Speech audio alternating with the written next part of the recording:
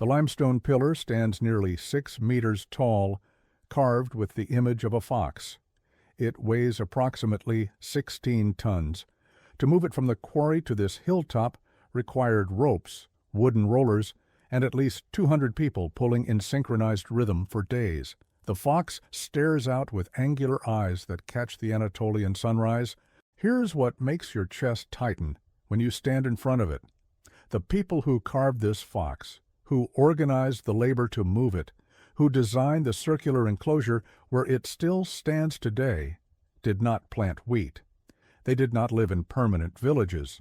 They were hunter-gatherers, and they built this place 11,600 years ago, which means it's older than Stonehenge by 6,000 years, older than the pyramids of Egypt by 7,000 years, older than writing, older than the wheel, older than pottery in this region. It shouldn't exist, and yet you can visit it. You can touch the stone. The site is called Göbekli Tepe, which translates roughly to Potbelly Hill in Turkish, and what archaeologists have uncovered there has rewritten the textbook chapter on how civilization began. For most of the 20th century, the story we told about human progress followed a clean sequence. First came agriculture. People learned to domesticate plants and animals, which created food surpluses, which allowed them to settle in one place, which gave them free time, which led to art, architecture, religion, and eventually cities. That was the model. Farming came first. Then everything else followed. Göbekli Tepe flips that sequence on its head.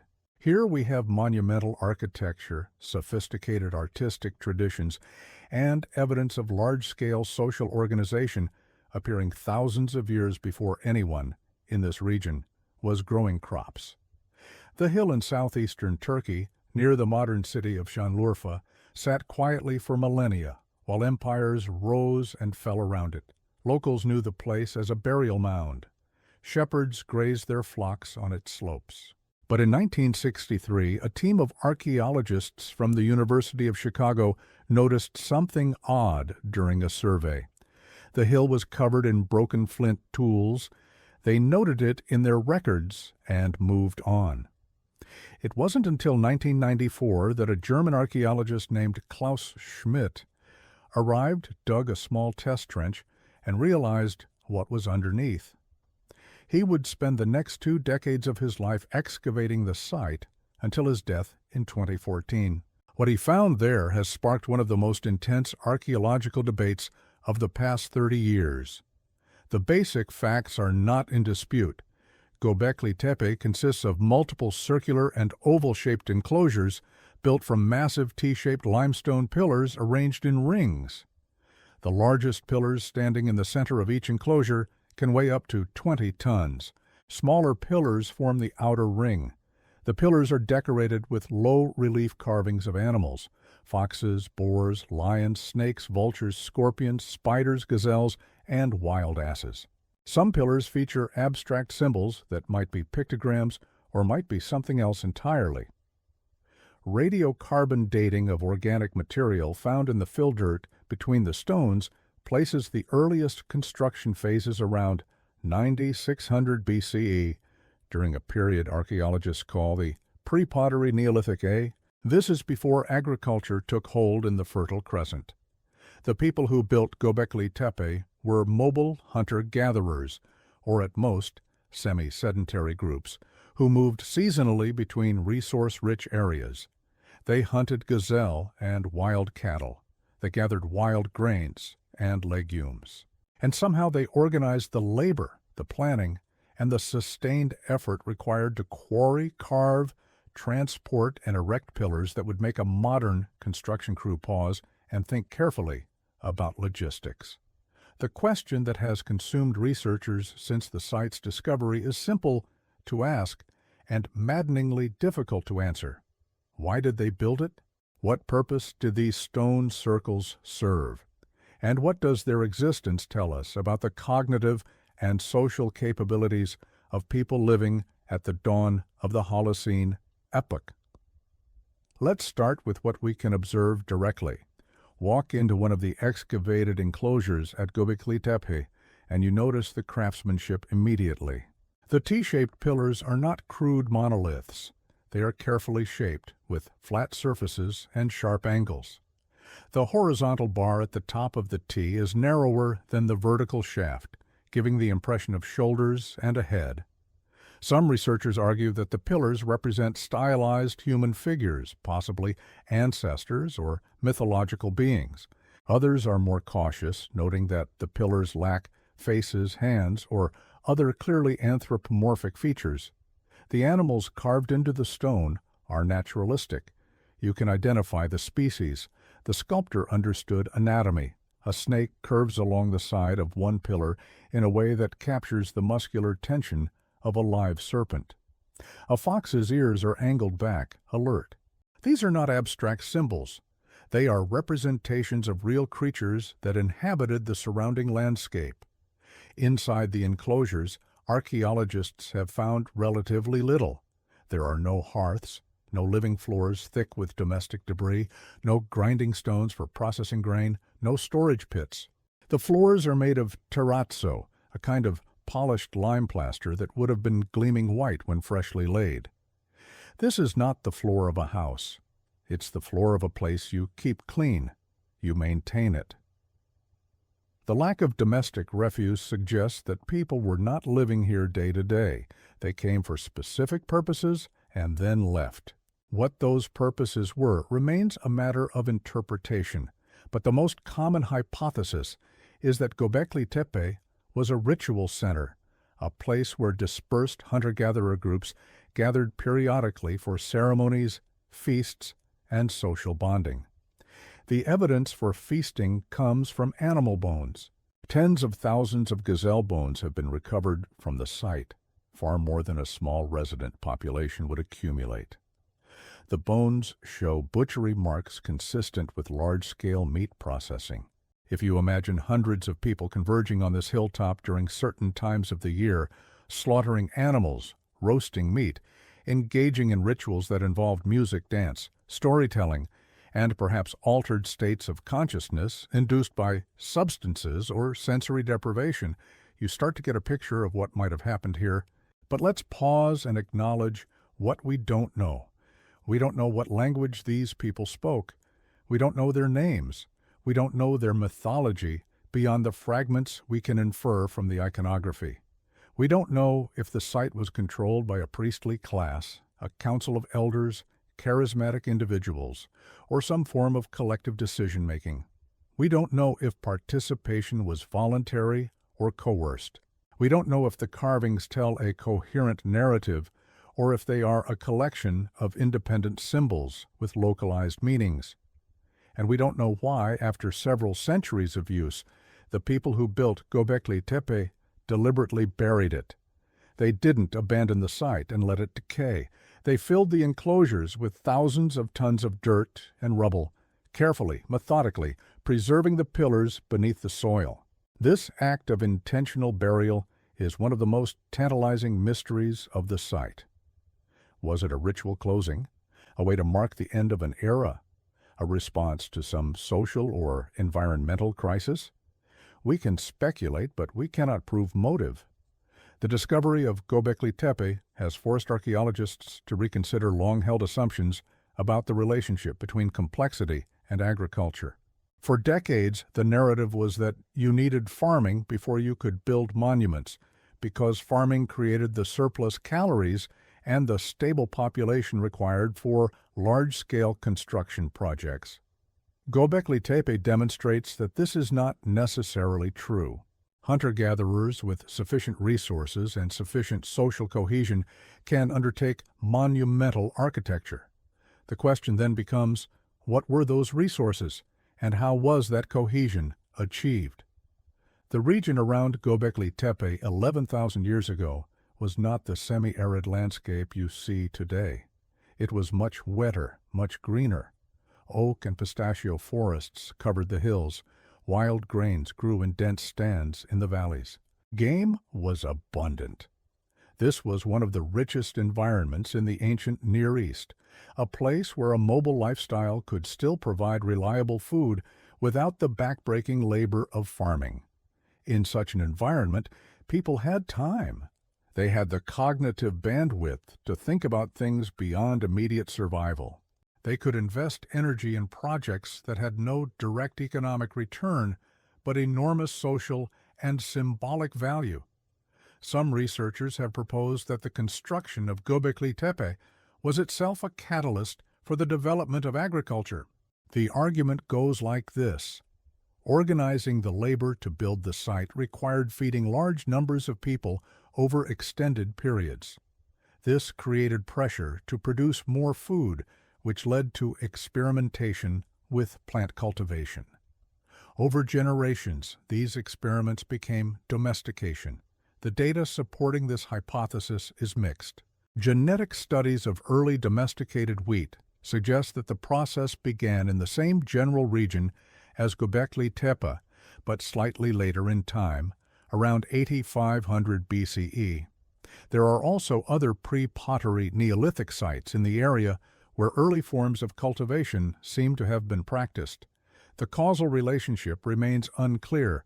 Did monument building drive agriculture, or were both responses to the same underlying social and environmental conditions? This is a debate that continues in the academic literature, and honest researchers will tell you we don't have enough data yet to resolve it definitively. Now let's talk about what the carvings might mean. The animals at Gobekli Tepe are not a random bestiary. Certain species appear repeatedly. Foxes show up on multiple pillars across different enclosures. So do snakes and boars. Vultures are common. Some of the vultures are depicted in a way that suggests they are interacting with human heads or headless human bodies, which has led to speculation about excarnation practices, the exposure of the dead to scavengers as part of funerary rites. There is ethnographic evidence from other cultures that excarnation was practiced, and it makes sense in a context where large numbers of people gather periodically. You can't bury everyone on site. You need a way to process the dead. But again, this is interpretation. We have no direct evidence of excarnation at Gobekli Tepe. What we have are carvings of vultures near human forms, which is suggestive but not conclusive. One of the most debated carvings is found on Pillar 43 in Enclosure D. It shows a variety of animals arranged in what some researchers believe is a coherent scene. There's a vulture, a scorpion, a snake, and several other creatures. Above them is a circle that might represent the sun or the moon. Some fringe theorists have argued that this pillar depicts a cataclysmic event, possibly a comet impact that occurred around 10,800 BCE, an event that supposedly triggered the Younger Dryas, a period of rapid cooling. This hypothesis has gained traction in popular media, but is not widely accepted in the academic community. The problem is that the same symbols can be interpreted in multiple ways. A circle could be a sun, a moon, a stone, a seed, or an abstract concept. Without written records, we are projecting our own assumptions onto the images. Mainstream archaeologists tend to be more conservative, suggesting that the carvings represent a symbolic system related to the cosmology and daily life of the builders, but that we lack the cultural context to decode it fully. This is frustrating for those of us who want clear answers, but it's the honest position. Let's shift to the social organization required to build this place. Moving a 20-ton pillar without metal tools, without wheels, without draft animals, is an extraordinary feat of coordination. You need rope, probably made from plant fibers or animal sinew. You need wooden rollers or sledges. You need a crew of people who know how to synchronize their movements. You need someone directing the effort, someone with the authority or charisma to organize labor, and you need to feed all these people while they're working. The quarry where the pillars were carved is located on a slope about a quarter mile from the main site. Unfinished pillars still lie in the quarry, partially freed from the bedrock, which gives us a glimpse into the process. Workers used stone hammers to pound away at the limestone, creating channels around the pillar until it could be pried loose. It would have taken weeks to extract a single large pillar. Then came the challenge of moving it. Experiments conducted by modern archaeologists suggest that moving a 10-ton stone with ropes and rollers requires at least 100 people, double the weight, and you likely need double the crew. And remember, these were not full-time laborers. They were hunter-gatherers with other demands on their time: hunting, foraging, making tools, caring for children. The fact that they did this anyway suggests that the social and ideological incentives were extraordinarily powerful. What could motivate a community to invest such effort? Religious belief is the most obvious answer. If the people who built Göbekli Tepe believed that constructing these enclosures would ensure the fertility of the land, the success of the hunt, the health of their kin, or their own place in the afterlife, then the labor makes sense. Ethnographic studies of societies around the world show that people will undertake immense hardships for religious reasons.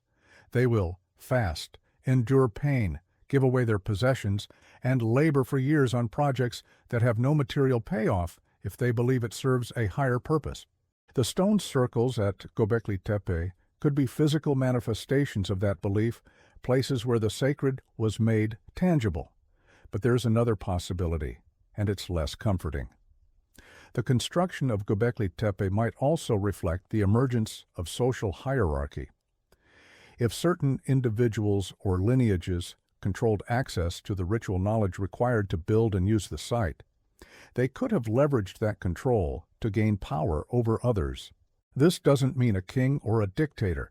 It could be as simple as elder councils who claimed descent from the founders, or charismatic leaders who could interpret the carvings in ways that justified their authority. The problem is that archaeological evidence for hierarchy is subtle. You look for differences in burial practices, for unequal distribution of goods, for centralized storage, for defensive architecture. At Göbekli Tepe, we don't have burials, we don't have houses, and we don't have storage facilities. The site itself is our only evidence, and it's ambiguous. The uniformity of the enclosures suggests some degree of shared architectural tradition, but the labor investment required implies coordination, and coordination often implies leaders.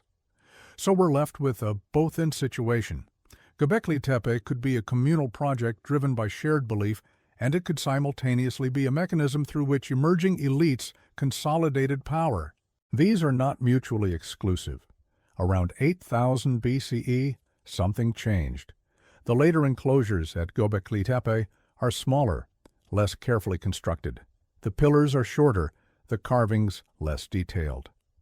At the same time, we see the first clear evidence of domesticated plants in the region. Villages begin to appear, people are settling down. The mobile hunter-gatherer lifestyle is giving way to farming, and within a few centuries, Göbekli Tepe is deliberately buried. The site is not destroyed. It is preserved, sealed beneath tons of filled dirt, as if someone wanted to ensure it would be found again someday. Why? One theory is that the site represented an old way of life, a symbolic center of a world that was disappearing. As people transitioned to farming, the rituals and social structures associated with Göbekli Tepe may have lost their relevance. Burying the site could have been a way to honor the past while acknowledging that the future lay elsewhere. Another theory is that the site became contested. If different groups claimed authority over the enclosures, burying them could have been a way to resolve conflict by removing the source of dispute. We don't know. What we do know is that the act of burial was intentional and labor-intensive. Someone cared enough about this place to ensure it would not simply erode away. Let's address some of the more sensational claims that have circulated about Göbekli Tepe in popular media and online forums. You will occasionally encounter assertions that the site was built by an advanced lost civilization, that it contains encoded astronomical knowledge far beyond what hunter-gatherers should possess, or that it is evidence of ancient alien contact. These claims are not supported by the archaeological evidence. They rely on cherry-picking data, misinterpreting symbols, and ignoring the broader context of human development in the Neolithic period. The people who built Göbekli Tepe were not primitive savages, but they were also not the inheritors of some vanished high-tech culture. They were anatomically modern humans with the same cognitive capacities we have today. They observed the sky, understood seasonal cycles, and possessed sophisticated knowledge of their environment. Building Göbekli Tepe required intelligence, organization, and cultural transmission of knowledge across generations, but it did not require advanced metallurgy, mathematics, or any technology unavailable to late Stone Age peoples. The astronomical claims are particularly persistent. Some researchers have argued that the arrangement of the pillars in certain enclosures aligns with solstices or equinoxes, suggesting that the site functioned as an observatory. While it's plausible that the builders paid attention to celestial events, the evidence for precise astronomical alignments is weak. The enclosures are not perfectly circular, the pillars are not evenly spaced, and there are no sight lines that clearly correspond to significant solar or lunar positions. Could the builders have incorporated some awareness of the sky into their designs? Absolutely. Does this mean Göbekli Tepe is an ancient computer calculating precession of the equinoxes? No, that's a leap not supported by the data. Archaeoastronomy is a legitimate field, but it requires rigor. You need multiple alignments, statistical analysis to rule out chance, and ideally, supporting evidence from other sites or from iconography. At Göbekli Tepe, we don't have that yet. Now, let's talk about what happens after Göbekli Tepe. The site does not exist in isolation. Over the past 20 years, archaeologists have discovered several other pre-pottery Neolithic sites in the same region with similar T-shaped pillars and carved stone. These include Nevalachori, Karahan Tepe, Harbetsuvan Tepesi, and others. Some of these sites are contemporary with Göbekli Tepe, some are slightly later. Taken together, they suggest a shared cultural tradition, a network of communities across southeastern Turkey and northern Syria who built ritual centers using similar architectural forms. This is important because it means Göbekli Tepe is not a fluke. It is part of a broader pattern. The challenge now is to understand the relationships between these sites. Were they built by the same groups moving across the landscape? By different groups imitating a prestigious style? By a single population that fragmented over time? The excavations are ongoing and new discoveries are announced regularly. Each new site adds pieces to the puzzle, but it also adds complexity. The more we learn, the more we realize how much regional variation existed in the Neolithic Near East. One of the most fascinating aspects of Göbekli Tepe is what it tells us about symbolic thought. The carvings are not just decoration, they are communication. Someone conceived of these images, someone else understood them, and that understanding was shared across generations. This requires a mental model of the world that includes categories. This is a fox, that is a snake. This represents danger, that represents fertility. It requires the ability to abstract, to let a carved image stand in for a living animal or a concept. And it requires cultural consensus, a community of meaning. When you carve a symbol into a 16-ton pillar that will stand for centuries, you are making a statement not just for the present, but for the future. You are saying, this is important, remember this. The fact that the symbols persist across multiple enclosures and over centuries suggests that the cultural tradition was stable and actively transmitted. This is not the work of isolated individuals. This is a society. Let's return to the question of agriculture. The traditional model, as I mentioned earlier, is that farming created the conditions for complex society. Göbekli Tepe suggests the opposite. Complex society created the conditions for farming. If you need to feed hundreds of people who gather periodically for ritual events, you start thinking about ways to produce more food. You notice which plants grow well when you disturb the soil. You start saving seeds from the best specimens. You begin tending patches of wild grains, then planting them deliberately. Over generations, this becomes agriculture. The social need for surplus drives technological innovation. This hypothesis is compelling, but it's also difficult to test. We would need to find clear evidence that intensive food production at or near Göbekli Tepe preceded the adoption of agriculture elsewhere, and that evidence is not yet available. What we do have is a correlation. Monument building and early agriculture happened in the same region at roughly the same time. Whether one caused the other, or whether both were caused by some third factor, like climate change at the end of the Ice Age, is still being debated. There's a deeper philosophical question lurking beneath all of this. What is civilization? For most of history, we defined it narrowly: cities, writing, centralized government, social stratification. But Göbekli Tepe forces us to expand that definition. Here is a society that did not have cities or writing or kings, but that nevertheless organized itself to create something monumental, something that required planning, skill, and sustained effort over multiple generations. They built something that still moves us 11,000 years later. If that's not civilization, what is? Perhaps civilization is not a threshold you cross, but a spectrum of capacities, the ability to cooperate at scale, to transmit knowledge, to invest in the future, to create meaning beyond survival. By that measure, the people of Göbekli Tepe were as civilized as anyone who came after them. They were just civilized in a different way. The site was opened to limited tourism in 2018 after years of conservation work. If you visit today, you walk along wooden walkways suspended over the excavated enclosures. You look down at the pillars and you feel the weight of time. The limestone is weathered, but the carvings are still there. The fox still stares, the serpent still curves. And you realize that the person who carved that serpent stood exactly where you're standing, feeling the sun on their skin, hearing the wind through the grass, thinking about their place in the cosmos. They are gone. Their language is gone. Their names are gone. But the stone remains, and it speaks, if we have the humility to listen carefully and the honesty to admit when we don't understand. So what do archaeologists agree on?